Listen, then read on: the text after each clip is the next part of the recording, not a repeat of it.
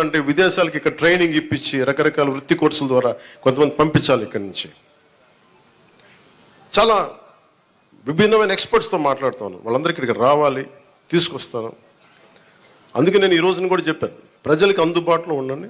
నా ఆఫీస్ కూడా చెప్పాను, ముందు నా సేఫ్టీ కోసం పోలీస్ మన సెక్యూరిటీ నామ్స్ ప్రకారం కంచె అవన్నీ తీసేసి ఉంచనివ్వండి, కానీ బట్ ప్రజల దగ్గరికి వచ్చేటప్పుడు మటుకు జస్ట్ ఎలాంటి అడ్డులు లేకుండా చూడండి.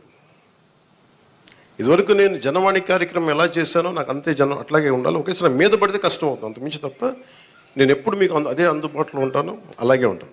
అయితే నేను రాష్ట్రం మొత్తం చూడాలి కాబట్టి నాకు నేను మిమ్మల్ని కోరుకునేది ఏంటంటే, నా స్టాఫ్ ఉన్నారు, స్థానికంగా మన తెలుగుదేశం ఇన్ఛార్జ్ వర్మ గారు ఉన్నారు, కృష్ణరాజు గారు ఉన్నారు. ఇది ఒక్క పార్టీ ప్రభుత్వం కాదు, గుర్తుపెట్టుకుని కూటమి ప్రభుత్వం, ఎన్డీఏ కూటమి ప్రభుత్వం.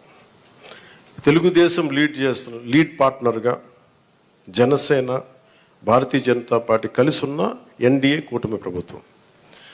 చంద్రబాబు గారి అపారమైన అనుభవం ఈ రాష్ట్రానికి చాలా అవసరం, నేను చాలా ప్రత్యేకించి చెప్పాను.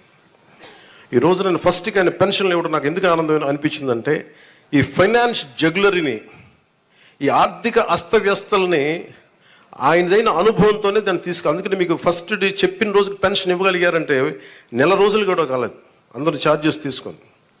ఆయన అనుభవం వల్ల ఈ రోజున మీకు వెంటనే మీ చేతికి ఇలా వచ్చినాయి. అది కూడా ఆయన మాట చెప్పారు, 3 నెలలు ఆ ప్రభుత్వంది మీకు ఇస్తాం ఆ సమయంలోది. అలాగే కూర్చోబెట్టి ఒక 7,000 ఇవ్వడం కానీ, మీకు ముఖ్యంగా దివ్యాంగులకు 15,000, మీరు అడిగింది 10,000 మా రోజున మీరు అడిగారు, కానీ 15,000 ఇదేంటే మీరు ఒకళ్ళు కాదు, నాకు తెలుసు మందకృష్ణ మాదిక్ గారు ఎంత చేశారు నాకు తెలుసు. అది ఆయనకు నిజంగా ఈ సందర్భంగా ఆయనకి మనస్ఫూర్తిగా నేను ఆయన అభినందిస్తున్నాను.